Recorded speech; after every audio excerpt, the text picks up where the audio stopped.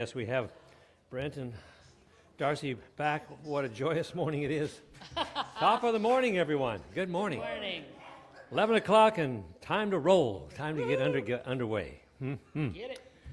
So I want to say welcome to Woodland Chapel, Salem's first, foremost, and probably the most grand place to be on a Sunday morning. Yes, We call it our Spiritual Living Center. So welcome to this morning. My name is Reverend Don Kerr. That's Reverend Moore standing, walking around in his pajamas. Oh, excuse me. I mean, in his,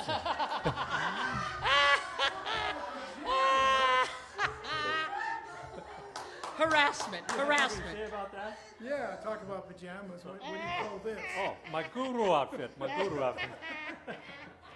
Okay. Well, anyhow, good morning, Reverend Moore. I'd like to ask, is there anyone visiting us for their very first time? Very first time? Beautiful people back here, too. Ruth is going to give you a program. Well, it's not a program. It's an envelope full of goodies. There's a gift in there for you. It's a Science of Mind magazine. You're going to love it. Yeah, I want her to give him the right answer there. He's asking her if there's any food after. Yes, there is food. Okay. So, hi, Julie. Glad you're here. You are really in a mood today, Don. Oh, I'm in a good mood You today. are. You know, Seriously. we want to say you're welcome here. Whatever spiritual path you may be on or not, you're welcome here. Because, you know, when I first found this, I like to call it a dynamic spiritual refuge. When I first found this place several years ago, I was a very young man. I was very impressed how the philosophy didn't tell me how to live my life, didn't tell me what I should or shouldn't do. But instead, I found a teaching that smiled at me. Yeah, made me smile back. And it encouraged me to simply prove what was being taught here, to do it in the laboratory of my own living. I had that freedom to do that and decide for myself. And if it made sense to my heart, here's the way I looked at it. If it made sense to my heart, my feelings, I call it my coyote sense. You know, I grew up as a boy, and I developed this coyote sense, they call it, the wild sense that understood the feelings of life. And if this thing didn't insult me, which it did not, the teaching, or try to influence me to out of fear for any insecurities I may have been carrying around of who or what I was and what I did, then that was for me, I was all in. So, in fact, what I do love about this science is that it raises and praises me. Yeah, raises and praises me every day. Encourages me to join in an effort to create this world that will work for all. That's our goal. That's my goal. So, live our best way, and I want to say that speaking of living our best way, that you may be assured that you came here on a wonderful day filled with our voice of the feminine, voice of the divine, our own Reverend Julie Applegate. The feminine power in our trinity of ministers here. She is that feminine power.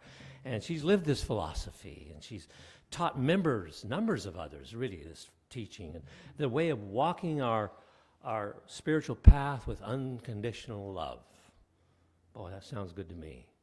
And here today, she's got an unusual subject going to come up later, so do not leave. Don't go, no matter how bored you get with me. This talk she's going to do on today, this message is called, How Am I Hypnotized? Can you believe that? How am I hypnotized? Okay, so stay tuned. So before we open our hearts and sing a little bit with Darcy and Brant, I think we better cover some special announcements. We have some really special announcements today. The first announcement, of course, is next week, practitioner Cheryl Guess is going to speak on the topic of release and let go. Remember her, if you were here for her first topic? That was kind of nice, wasn't it? Okay.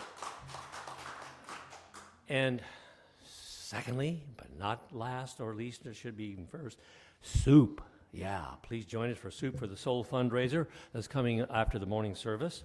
We're going to enjoy soup and bread for just a donation of $3. Yes, yes, Rabbi. Reminded to list the ingredients, otherwise I won't touch anything. List the ingredients. Yeah, you got to know what's in that soup. Yeah. Water, hot water. Okay. Okay.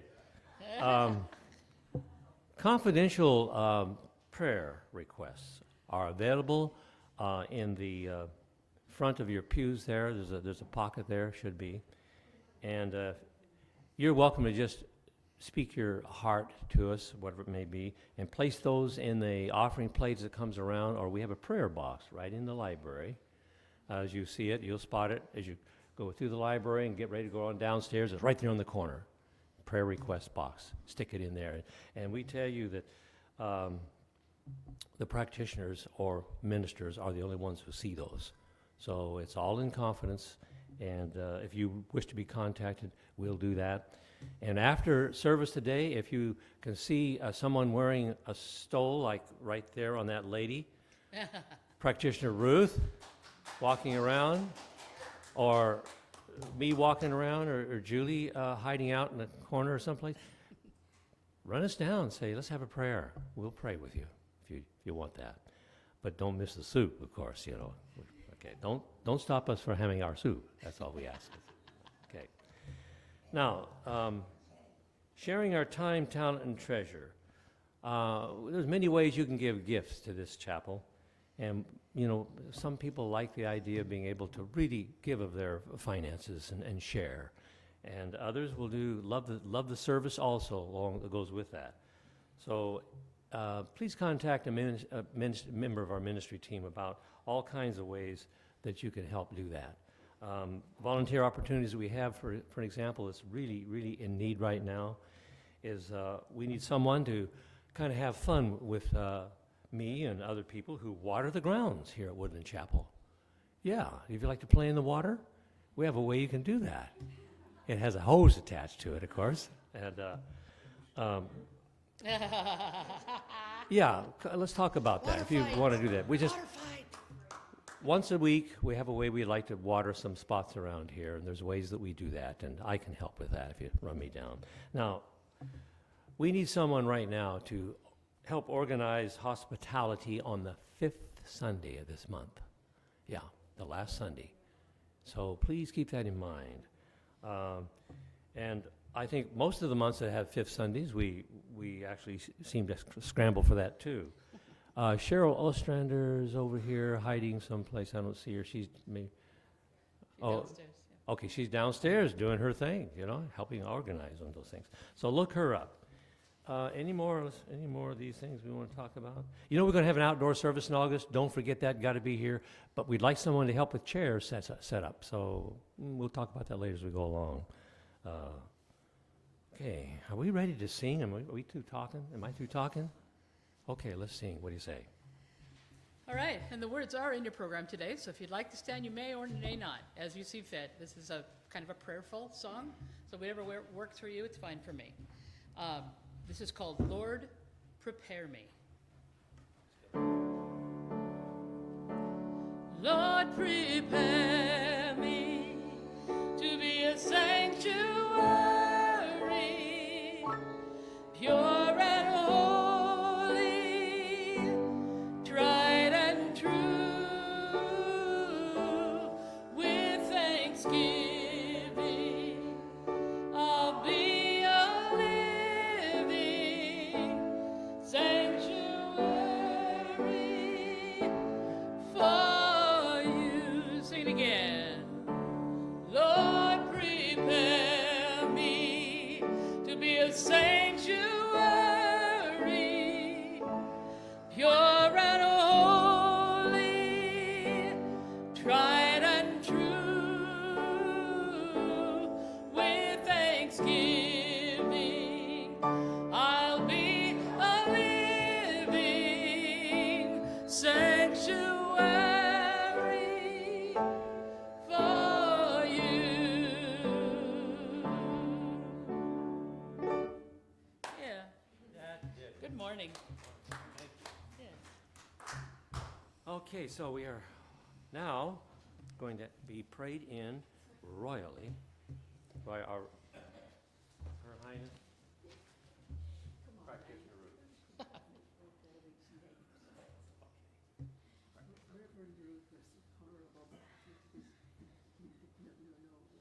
No, don't kiss me, that's okay. This is a place to have a good time. We have fun here. If you can't laugh, well, don't cry. There's loving people all around you, so open your arms and you'll get a hug. And if you can, I've got a couple people now. So, hugging is a heart-to-heart situation. So everybody comes at you and they hug on this side. No, heart to heart, heart to heart. Yes.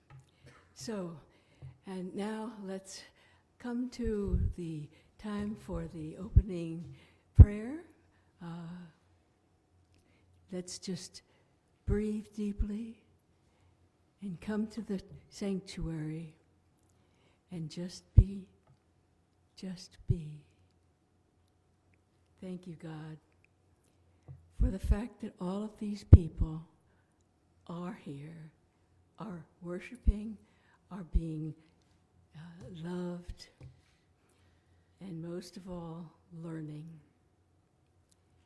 And I am so thankful because I know these things have happened, do happen, and continue to happen. And this is the day. And I know that the gratitude of everyone here is tremendously great and wonderful. We're so thankful because we know we are in the right place at the right time. And as I speak these words, I send them out to everyone here, everyone in the state, everyone in the country, everyone in the universe that we may not even know about. God is, and all is well. And I know that the word goes into the law of love and is always answered with a yes. And if you'll join me in saying, and so it is. Now, in your program, there's a piece that says affirmation. I'll get it right, yeah. It's too far away, now I can't see. If you'll join me in speaking the affirmation together. The infinite light of creation is shining out, creating one mind. It lights my way. It gives me guidance for right decisions and right actions.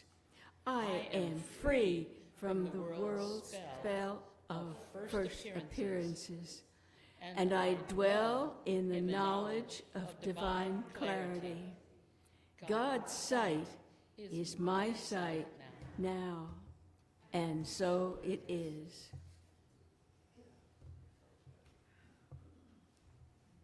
King Don. Thank you, Ruth. Thank you. Don't we just love our practitioners, my goodness? Yes. Yeah, we do. Yeah. We have a reading at this time by someone who just really knows how to read on the spur of the moment. I can call on this person if the reader that is destined to read today is called in and says, I can't make it. I just call Satya. I have right here, one picked out for you. She has not practiced this or read this through. She's going to read it right now. Yeah. Page 41, Satya. There it is, right there. Look, 41. I think I can find 41, Tom. Oh, okay. And I have read it through. Yeah, thank you. Once.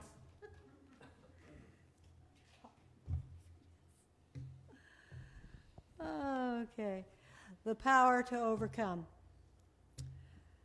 Paramahansa Yogananda says, as a mortal being, you are limited, but as a child of God, you are unlimited. Focus your attention on God, and you shall have all the power you want to use in any direction. Ernest Holmes writes in The Science of Mind, in our ignorance of the truth, we have misused the highest power we possess. And so great is this power, So complete is our freedom in it, so absolute the domain of law through it, that the misuse of this power has brought upon us the very conditions from which we suffer. Go figure. Well, he was a smart guy. So often we contemplate the conditions of our life. As we contemplate, we feel powerless. We feel powerless to respond, powerless to change, or powerless to take meaningful action. Yet we are always so much more powerful than we give ourselves credit for. This kind of power does not mean we always get our way, or that things always turn out exactly as we choose them to. It is the kind of power that comes from full acceptance of conditions just as they currently are, coupled with the willingness to deeply listen to our guidance about the best steps to take regarding those conditions. Our power is never in sad, victimized, powerless letting go. Oh, I'm channeling Eeyore this morning. Okay. Our power is in being fully present to conditions that we wish were different and embracing the invitation and blessing they provide for us. This choice can mean the difference between a sad life of resistance and pain at every level versus walking forward, knowing we would prefer something else, yet truly experiencing what we are experiencing. Oh, that's what that means. You got to go through it to get through it. Okay, I got it. I have watched people do this with all sorts of challenges they faced. People who claim their power know they have a choice about how to respond. They know they can move forward with the condition they are in and use their attitude, words, and energy to grow and evolve. They are people of power who choose to use their conditions and power for the highest and best as they journey forth. Affirmation du jour. My power to respond to the conditions in my life clearly and confidently is always expressed. I am powerful.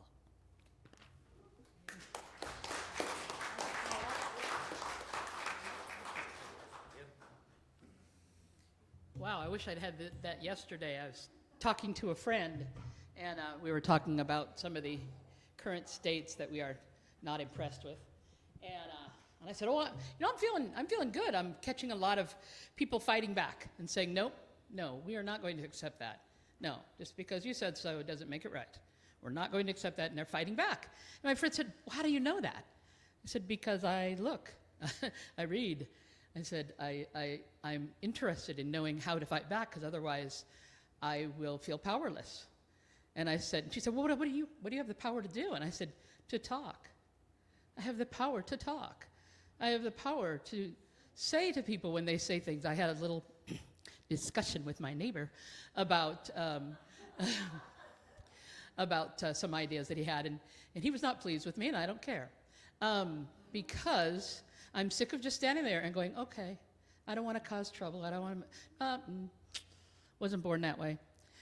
And so I wish I'd had that. I'm going to take that out and send it to my friend, because she said, "Well, what do you do?" And I said, "I get to make a change." You know, it's that starfish thing where the guy's walking down the beach, right? And he throws a starfish, and his friend says, "What does it matter? There's millions of them here." And he said, "Matter to him." He said, "It matters to me that I make one small place. But it starts with me knowing that I have that ability and knowing that it's okay to do it." And so the songs that I picked today talk about the fact that I have to just see it in me and then do it.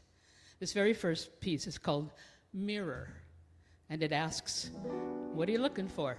It's all there inside you.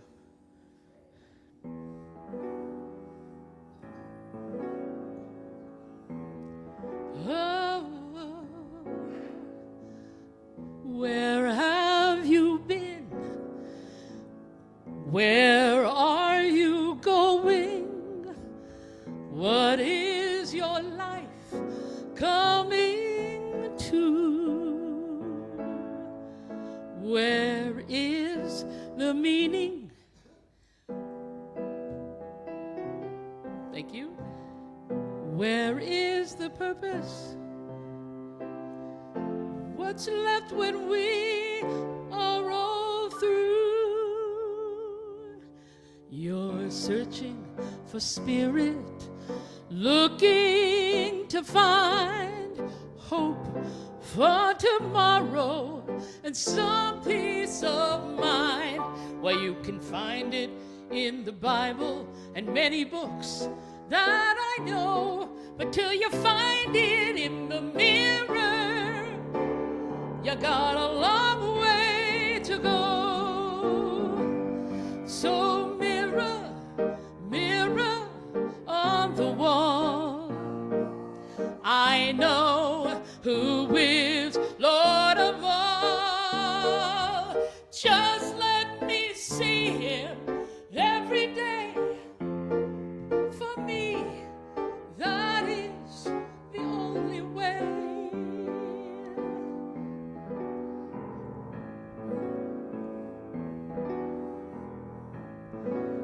You've heard of the truth, heard the message. Shouldn't that turn you around? Could you have missed it, not understood it? Do you know what you have found?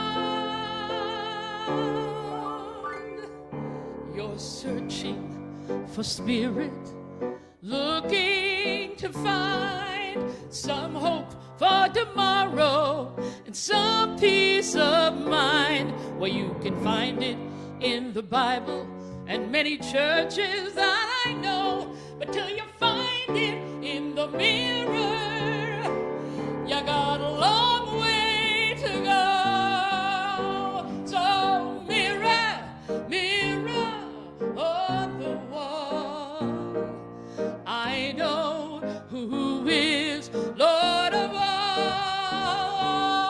Just let me see him every day. For me, that is the only way. Mirror, mirror, mirror, mirror.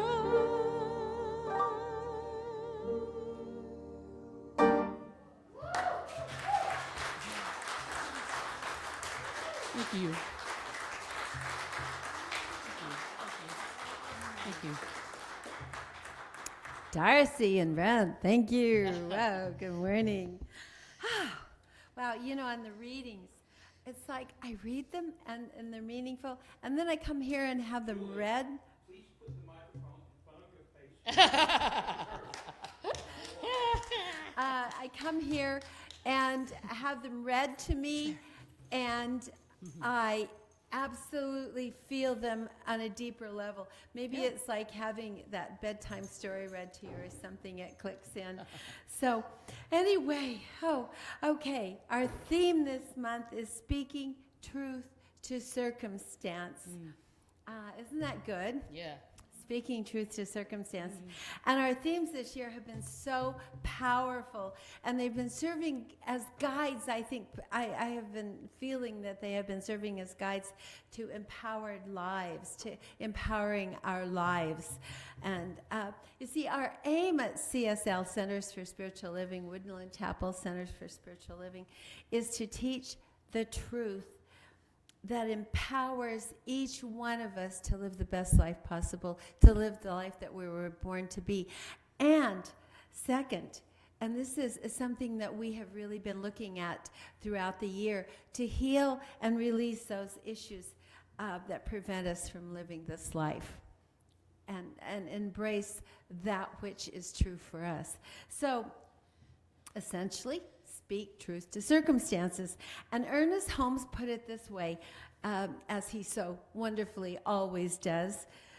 We are born to be happy, to be abundantly supplied with every good thing, to have fun in living, to consciously unite with the divine power that is around us and within us, and to grow and expand forever.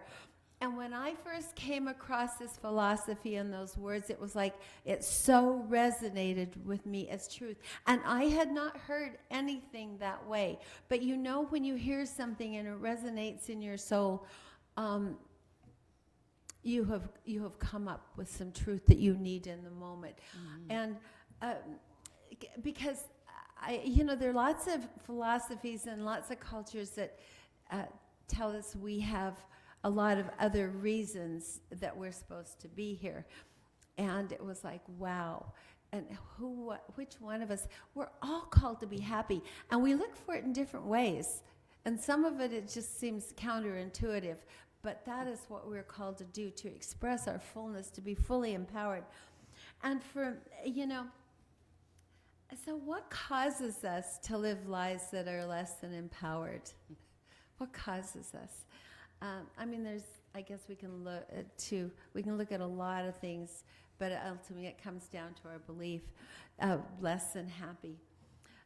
So we are essentially, and what I'm talking about today, and I really like this subject, because I came across a few years ago a therapy and a book called The Trances People Live, by a Dr. Walensky and a Margaret Ryan.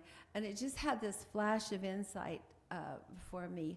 And it so rang true. And it says, we are essentially hypnotized into beliefs that do not always support us. And we live in a trance. Now, we all think we're wide awake and everything that we see is the truth. However, I have found that, honestly, my husband, I've been married like 50 some years. I can't even remember how many now. But it's like you don't sit down and add them up. But it's amazing how my husband and I see truth differently still after all these years. That we will argue about what's true and who said what and the reality out there. Do you ever do that with anybody? Like we have our own reality, and why can't somebody else see it? I mean, what is wrong with people anyway? It's like, and so I come across this all the time. But so he said this: every uncomfortable emotional state and many psychosomatic symptoms are also states of trances. Trances is the glue that holds the problem in the present moment. Learning to identify the kind of trance states beneath the problem or symptom gives us the tools that finally dissolve the glue, but we have to recognize it. So we'll talk about that a little later. Joan Boroshenko, in Minding the Body, Mending the Mind, said this several years ago at Tufts University School of Medicine. They were watching a movie demonstration, she and her husband, who was a physician there, and they were watching this fellow have surgery using acupuncture. And he was wide awake, sipping tea, and they had the sheet above here, and they cut him open, cracked his ribs, and removed a lobe of his lung. And all the while, she said, this patient is just merely being present and everything, not experiencing anything. And they were astounded, and afterwards, her husband asked the doctor about that, his colleague, and he said, oh, it was just hypnosis. Now, okay, so I'm probably going to say acupuncture is more than hypnosis. But what's interesting about that statement, it's just hypnosis. Like, that's a small thing that you can go through surgery and not feel it, and it's just hypnosis. But that's how things can be dismissed. And that statement in and of itself astounded me. But it's a pretty big thing, I think, when you can go through surgery and not feel it. And yes, the acupuncture, but how many things do the hypnosis allows us to experience in really strange ways sometimes. So the poet William Blake said, if the doors of perception were cleansed, man would see everything in the infinite. If our perception, And I think that's what we're about in spiritual life, is waking up, seeing clearly. What is that scripture? But I see darkly, but I will see clearly. I'm not getting that right, I know. But you get the point. You can read it for yourself.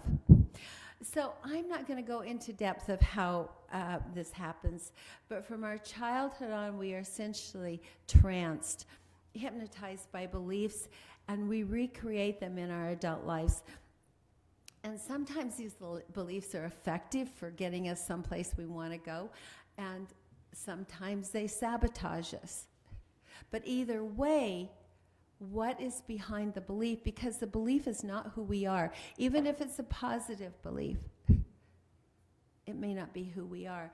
So awakening out of this trance frees us to be that empowered person that is who we're meant to be. We are, as we teach here, and you know, you think about it rationally, think about it scientifically, this entire universe, wow.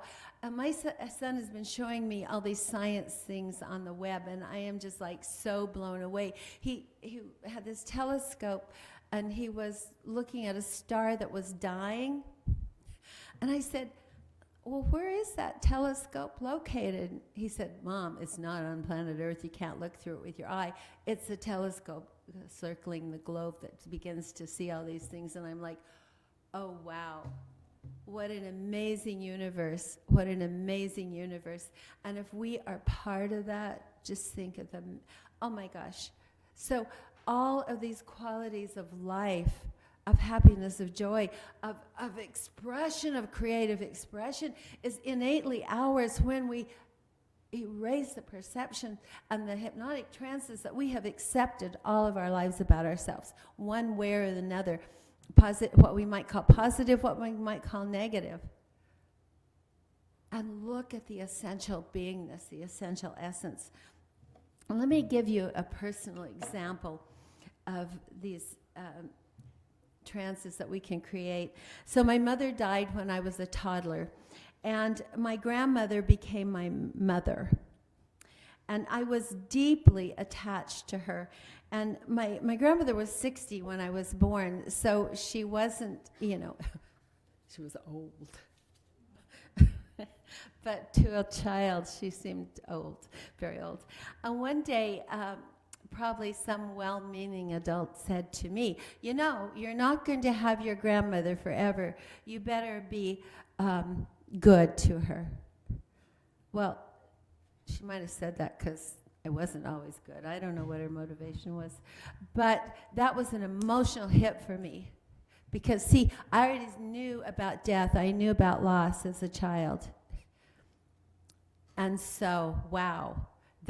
And see, that's how these trances are formed. Usually there's some kind of emotional hit, some shame that connects with us, some feeling about, and we take this emotional thing even into our cellular body. And I slept with my grandmother until I was 10. And I used to put my hand over to see if she was still breathing. I did that all the time, because I was afraid she was going to die. So, fast forward, I'm in my 20s with 3 young children, and I was sick one weekend. And so my husband was taking care of the kids, and they were out in the hall, and I heard him say, now, you guys be quiet. Your mother is sick. I flew out of that bed like Snyder's house cat. I was furious. I went out there, I said, how could you say that to them? How dare you say that to them? And of course, he just looks at me like, what? I was wanting them to be quiet so you could sleep. And in my trance state from a child, I felt like they could never think of me as sick, or they would begin to worry that I would die. And that consumed me a lot when I was a child. Well, naturally, he was confused, but I was instantly triggered there. And it was a long time after that where I figured that out. Where I got that. I didn't get that right away, like, who's this crazy lady? Because, first of all, it wasn't a crazy lady, and I wanted to get back to that. But whatever our trauma is, and we respond to it, there will be a contemporary stimulus that will take us back to that trauma. We may not even know what it was. I didn't know that I was responding to a childhood thing. I just knew that I did not want my children to worry. And if they thought I was sick, they would worry. See, we don't usually remember these things. So Lloyd Strom did some illustrating on this creative process. So these traumas, these experiences, and I'm calling them traumas because usually we want to work on them when something's not working in our life, when we're not experiencing the happiness, the joy, the abundance. But also, maybe I am getting trapped in this joy state, and there's something more. There's something more. There's an awakening to a deeper process, and I might actually get stuck in self-satisfaction. But Lloyd Strom illustrated the process of living an empowered life so clearly, and he called it the creative process. And so what happens as our essence, our divine self, we have this inspiration. Don't we get inspirations all the time, and ideas, and or desires. And we get this energy and enthusiasm around it. We may even get some ideas and all this inspiration, and we take it into action, and something is created. But what happens when we have this block? Now, we call these things blocks, because it works. That is a very effective way to say it when we're speaking of energy.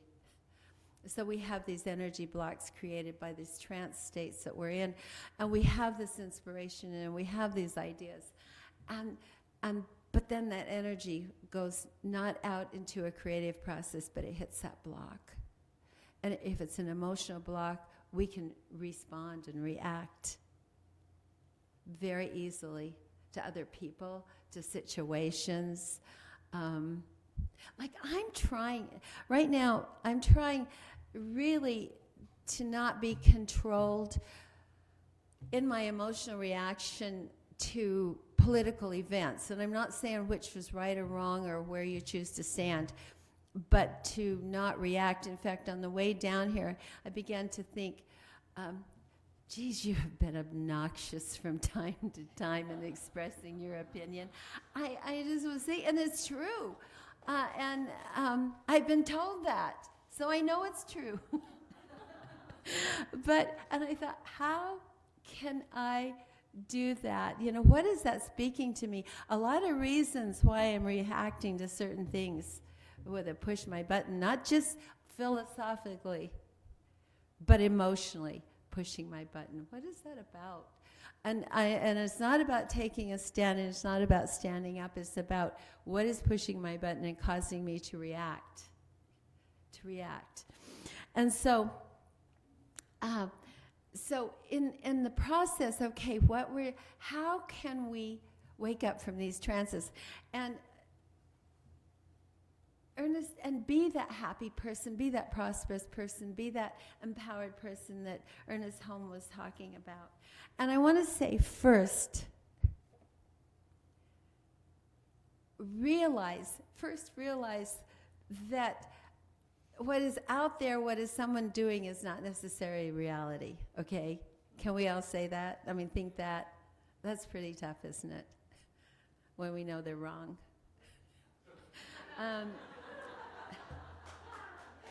So first realize that maybe I am coming from a place, a trance place of belief, because trances create beliefs in us, don't they? John Borisenko went on to talk about a hypnotic experience, and you've read these and seen them. I've actually seen them where someone might be told in a hypnotic trance that a hot iron is touching them and they get a blister, when indeed it's maybe a pencil point or something like that. The power of our belief, the power of our trances. You guys, our unconscious is so powerful. Our unconscious is so powerful. And when we can just realize that maybe my reactions, maybe there's something underneath that, and I need to explore that so that I can experience a greater good. Maybe I am holding back my good. So the first thing is to know that it's a process. Things appear in their proper order, don't they? It's like unpeeling something. I can't go to the next level until I've experienced the appropriate level I'm at. Things happen in a proper order. So we don't need to think, oh my God, it has to happen right away.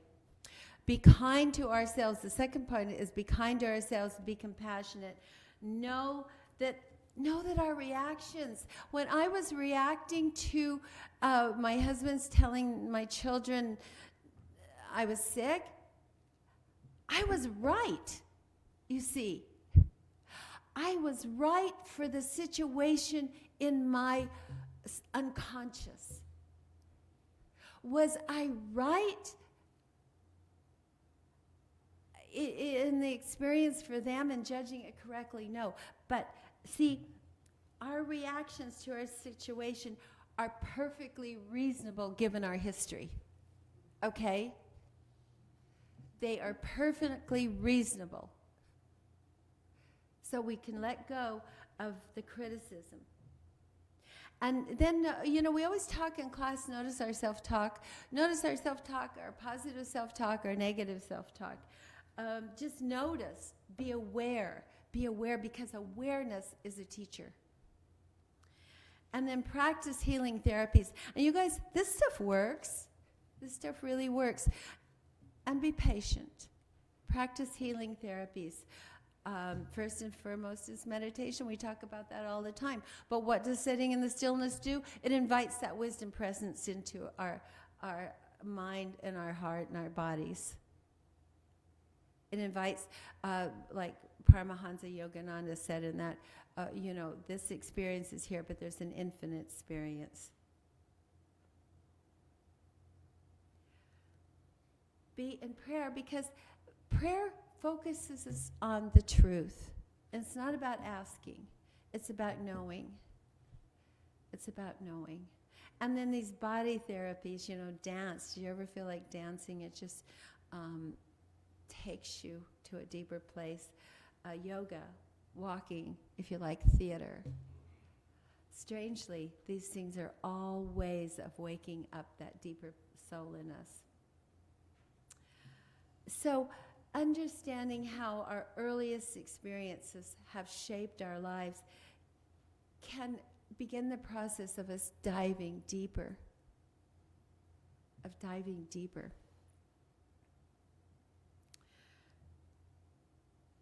And having a big impact on our choices for good in our lives that bring us to an empowered place. Helen Keller said, although the world is full of suffering, it is full also of the overcoming of it. And wow, if there's any story we want to read that proves to us the power of the human spirit to overcome, it is the Helen Keller story, isn't it? Wow. Or if we're starting to feel sorry for ourselves, read the Helen Keller story. So, in conclusion, I just want to say, as we become willing to be aware, to be willing to do our practices, to see that we perhaps are, that this is what is triggering us is not the truth, but perhaps a place within us that we are actually tranced, that we are living a trance. And our task is to wake up. And we wake up by paying attention, just paying attention. It's not some woo-woo thing, just paying attention. So, good morning, good wake up, and namaste. That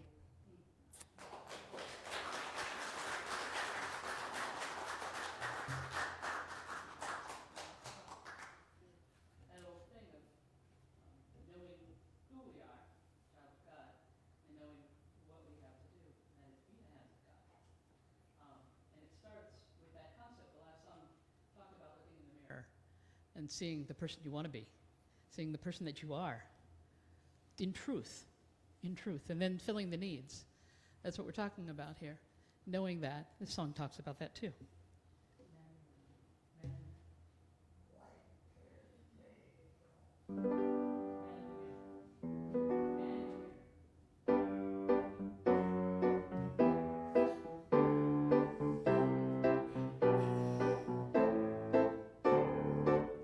I'm gonna make a change for once in my life. I'm gonna feel real good, gonna make a difference, gonna make it right. As I turn up the collar on my favorite winter coat, the wind is blowing my mind. I see the kids on the street with not enough to eat. Who am I to be blind, pretending not to see their needs? A summer's disregard, a broken bottle top, and one man's soul.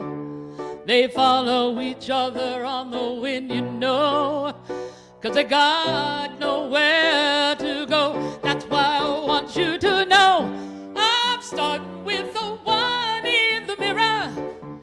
I'm asking her to change her ways, and no message could have been any clearer. If you want to make the world a better place, take a look at yourself and make that change. Na na na na na na na na na na. I've been a victim of a kind of selfish love. It's time that I realize there are some with no home, not a nickel to loan. Could it be really me, pretending they're not alone? A willow deeply scarred, somebody's broken heart, and a washed out dream. They follow the pattern of the wind, you see, 'cause they got no place to be. That's why I'm starting with me. I'm starting with the one in the mirror. I'm asking her to change her ways, and no message could have been any clearer. If you want to make the world a better place, take a look at yourself and make a change. I'm starting with the one in the mirror. I'm asking her to change her ways, and no message could have been any clearer. If you want to make the world a better place, take a look at yourself and make that change.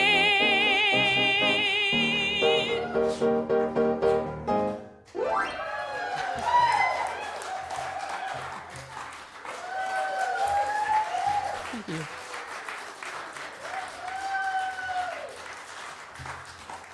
Thank you. Thank you. Whoa, all right.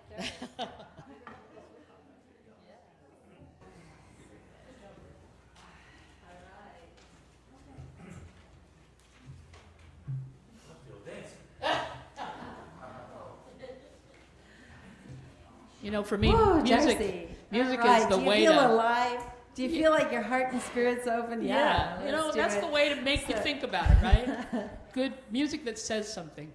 Yes, indeed. And so, with our open hearts, let us say our offertory affirmation together. Divine love, as He blesses and multiplies all that I am, all that I have, and all that I circulate. And in your program are the words to I am walking in the light.